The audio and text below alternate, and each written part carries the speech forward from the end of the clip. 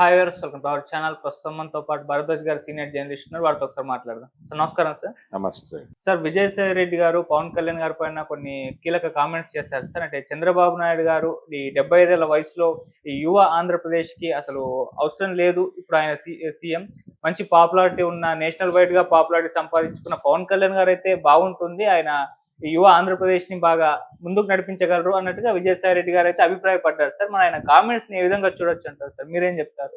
అంటే చంద్రబాబు నాయుడు అనుభవజ్ఞుడు, ఒక అనుభవజ్ఞుడి చేతుల్లో ఈ రాష్ట్రం ఉంటే ఉజ్వల భవిష్యత్తు దిశగా ముందుకెడుతుంది అనేటువంటి అభిప్రాయం పవన్ కళ్యాణ్ గారు అనేక సందర్భాల్లో ప్రకటించున్నాడు.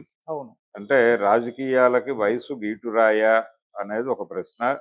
రాజకీయాలలో రిటైర్మెంట్ వయసు పెట్టాలి అనేటువంటి ఒక డిమాండ్ చాలా కాలంగా ఉంది. రాజకీయ నాయకులకి కూడా వయో పరిమితి విధించాలి అని. అయితే విజయసాయి రెడ్డి ఊరికనే గెల్లటం కోసం ఈ మాట మాట్లాడుతున్నాడు. అంటే ఆ ఏరియాలో ఒక కాన్ఫ్లిక్ట్ ఉంది అని. అంటే పవన్ కళ్యాణ్ సీఎం అవ్వాలి, చంద్రబాబు నాయుడు ఇంటికి వెళ్ళి కూర్చోవాలి అన్నప్పుడు what is the condition of Lokesh అనేటువంటి ఒక ప్రశ్న వస్తుంది. అవును. అంటే లోకేష్ ఈ టర్మ్ కంప్లీట్ అయ్యే లోపు ఏదో టైంలో అతను సీఎం అయిపోతాడు అనేటువంటి ఒక ప్రచారం కూడా జరుగుతోంది. కానీ లోకేష్కు సీఎం అయ్యేటువంటి అవకాశం జగన్మోహన్ రెడ్డి చంద్రబాబును అరెస్ట్ చేసినటువంటి రోజే పోయింది. దానికి సంబంధించినటువంటి ఒక సఫరింగ్ ఉంది అతనికి, లోకేష్కి. నిజంగానే చంద్రబాబు నాయుడు అరెస్టు జరగకుండా, పవన్ మద్దతు తెలియజేయకుండా మొత్తం సాధారణ వాతావరణంలో ఎన్నికలు జరిగి తెలుగుదేశం పార్టీ లేదు కూటమి ఈ స్థాయి విజయం సాధించుంటే లోకేషే ముఖ్యమంత్రి. కానీ ఈ అరెస్టు చేసి జగన్మోహన్ రెడ్డి మద్దతు ఇచ్చి పవన్ కళ్యాణ్ చంద్రబాబుని ముఖ్యమంత్రిని చేశారు వాంటెడ్గా. ఆ కోపం ఉంది లోకేష్కి. ఆ కోపం బయటకు కనబడినవాడు కానీ అది ఉంది ఆయనకి ఇంటర్నల్గా. ఇప్పుడు చంద్రబాబు కూడా అంత కంఫర్టబుల్గా ఏం లేడు. ఆయనకి ఒకవైపు పవన్ కళ్యాణ్, రెండో వైపు జగన్మోహన్ రెడ్డి, వీళ్ళిద్దరూ రెండు చెక్ పాయింట్లుగా ఉన్నారు. అందుకని ఆయన కూడా కంఫర్టబుల్ గా ఏం లేడు అక్కడ అధికారంలో. ఆయన ఇబ్బందులు ఆయనకున్నాయి, ఆయన కష్టాలు ఆయనకున్నాయి, ఆయన సుఖాల్లాగే. అయితే ఈ ఉన్న పరిమితుల్లో ఎంతవరకు క్యాష్ చేసుకోగలవనేటువంటి ఒక ఆతృతలో తెలుగుదేశం పార్టీ ఉన్నమాట మాత్రం వాస్తవం. ఇప్పుడు పవన్ కళ్యాణ్ ముఖ్యమంత్రిని చేస్తే పవర్ షేరింగ్ ప్రోగ్రామ్ లో భాగంగా జరగాలి.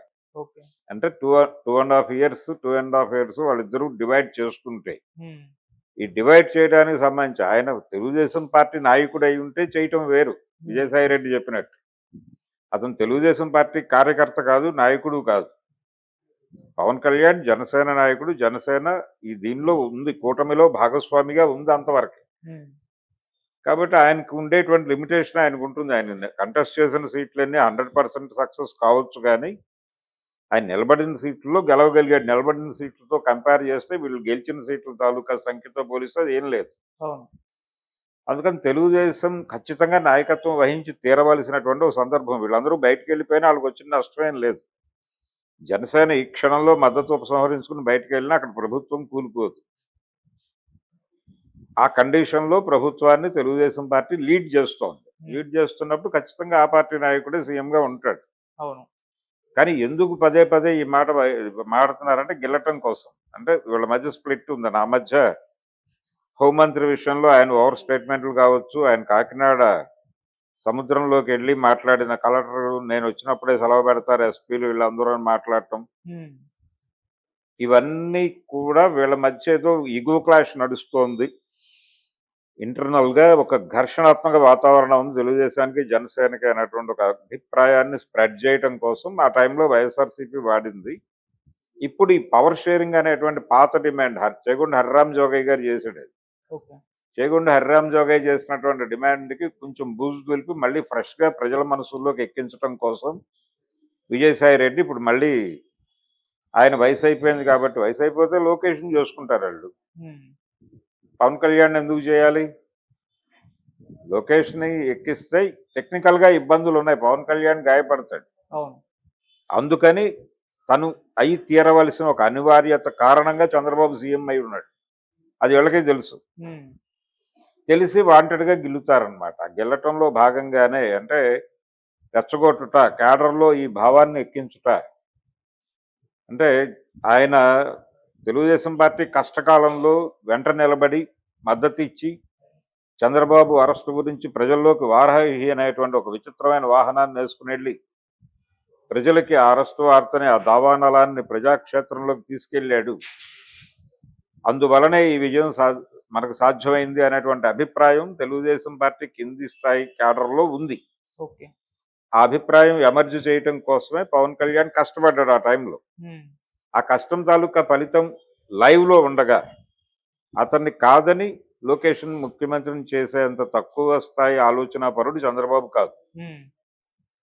అందుకని చంద్రబాబుకు తెలుసు ఏం చేయాలో, ఎప్పుడేం చేయాలో. వాళ్ళ డిజైన్ వాళ్ళకు ఉంది. అయితే ఈ లోపల మీన్ వైల్ మీల్ లాగా ఈ గోలంతా పెడుతున్నారు. ఏది ఒక ఏడాది పోయిన తర్వాత ఆయన ఇంటికి వెళ్ళిపోతాడు, లోకేష్ సీఎం అవుతాడు, పవన్ కళ్యాణ్ తేల్చుకోవాల్సిన పరిస్థితి వస్తుంది.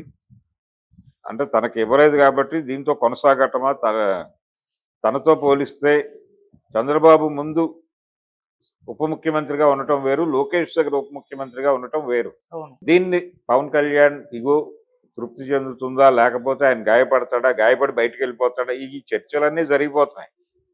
అంటే కూటమిలో ఒక చీలికి వస్తే ఆ అడ్వాంటేజ్ నుంచి రాజకీయ భవిష్యత్తును నిర్మించుకోవాలనేటువంటి సెక్షన్స్ నుంచి ఈ రకమైనటువంటి అభిప్రాయాలు వెల్లడవుతున్నాయి. ఇది చాలా ప్రోగ్రామ్గా, ఒక స్పెక్యులేటివ్ ప్రోగ్రామ్గా జరుగుతోంది అంతే. వాళ్ళ మధ్యలో స్ప్లిట్ ఉండో లేకపోతే ఘర్షణల వల్ల కాదు. కానీ ప్రజల మనసుల్లో ఈ ఘర్షణ ఉంది అనే అభిప్రాయాన్ని పంపు చేయాలంటే ఇలాంటి ప్రకటనలు చేయాలి. ఓకే. అందుకని విజయసాయి రెడ్డి గారు కష్టపడి స్టేట్మెంట్ ఇచ్చాడు తప్ప ఇందులో ఎంత వాస్తవం ఉంది, ఎంత జరుగుతుంది, తను అనుకున్నట్టుగానే ప్రపంచం ఉందా అనే అభిప్రాయాలతో ఆయనకు ప్రమేయం లేదు. ఆయన డ్యూటీ చేశాడు అంతే. ఆయన ఒక రాజకీయ పార్టీలో నాయకత్వ స్థానాల్లో ఉన్నాడు కాబట్టి పక్క శిబిరం తాలూకా సానుభూతి పరులని, దాని తాలూకా ప్రజాక్షేత్రంలో ఆ పార్టీ పట్ల సానుకూల అభిప్రాయం ఉన్న వాళ్ళని గందరగోళపరచడానికి తాను ఏం చేయాలో అది చేశాడు.